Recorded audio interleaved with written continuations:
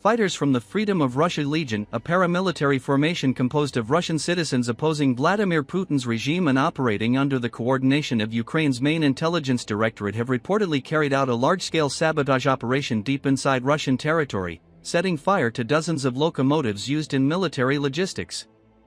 According to an official statement by HUR, the operation targeted a train depot responsible for transporting weapons, ammunition, and heavy equipment to the front lines of the war in Ukraine.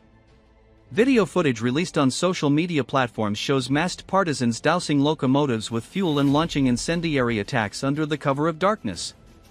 The partisan fighters' Molotov cocktails incinerated the control panels and power systems of dozens of machines that move military cargo across the Russian Federation, HUR stated. The intelligence agency noted that the successful sabotage caused a major disruption in the movement of military supplies and created bottlenecks in Russia's logistical chain, slowing down the transfer of critical material to frontline units. The Freedom of Russia movement, formed in March 2022 by Russian citizens who defected or refused to serve in Moscow's invasion of Ukraine, has since conducted numerous guerrilla-style operations targeting key infrastructure sites, including fuel depots, communication hubs, and railway networks across Russia's border regions. These actions are part of a broader campaign to undermine Moscow's war machinery from within by crippling its internal transport and supply capabilities.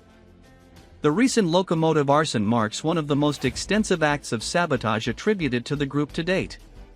Russian pro-government media outlets have remained largely silent on the incident, though local telegram channels from several regions have reported multiple fires and disruptions along railway corridors critical for military logistics. Analysts suggest that such strikes, although asymmetric, are beginning to have tangible effects on Russia's capacity to maintain a steady flow of ammunition and reinforcements to the occupied territories of Ukraine.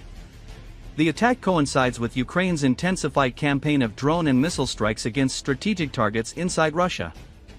On Sunday, Ukrainian forces struck the Tuapse oil refinery, Russia's largest crude processing facility on the Black Sea coast, forcing operations to a halt and igniting large-scale fires. The strike follows a series of coordinated attacks on Russian energy and industrial assets, highlighting Kyiv's growing ability to project power far beyond the immediate front lines. Meanwhile, the frontline situation remains volatile. The line of contact now stretches approximately 1,250 kilometers, extending nearly 200 kilometers more than it did a year ago. Both sides continue to exchange artillery fire and drone strikes daily, but operations like those conducted by the Freedom of Russia partisans underscore a widening dimension of the war, one that increasingly reaches into the heart of Russia's territory and exposes the vulnerabilities of its vast war machine.